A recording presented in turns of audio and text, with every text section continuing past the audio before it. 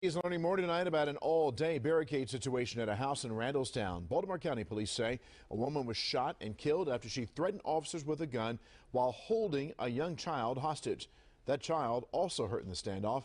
Devin Bartolotta has the latest on what happened. Police say they were serving arrest warrants when Korryn Gaines repeatedly threatened them with a gun and began a nearly 7-hour standoff with a 5-year-old in her arms. Tension turned to tragedy on Sulky Court in Randallstown. We discharged one round at her. In turn, she fired several rounds back at us.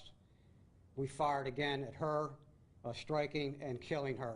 Just before 9:30 Monday morning, officers knocked on an apartment door at this complex with no answer. They were set to serve 2 arrest warrants, one for a man accused of assault, the second for a woman named Korryn Gaines, wanted for failing to show up to court on disorderly conduct and traffic charges.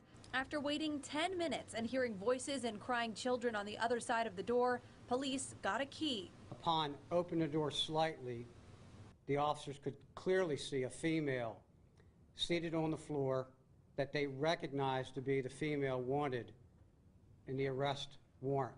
Police say Gaines was pointing a shotgun at them and had a 5-year-old boy in her arm.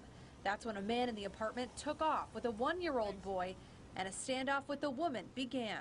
During that dialogue and conversation, she repeatedly pointed a long gun at the police officers, the tactical personnel. Then around 3 p.m., police say Korryn Gaines told them, quote, "If you don't leave, I'm going to kill you," end quote.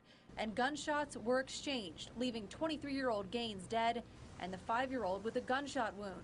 It's not yet clear whose gun that bullet came from.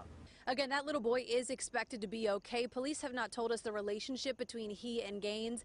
As for that man who ran off during the beginning of the incident, he was eventually arrested. His name has not yet been released. Back to you.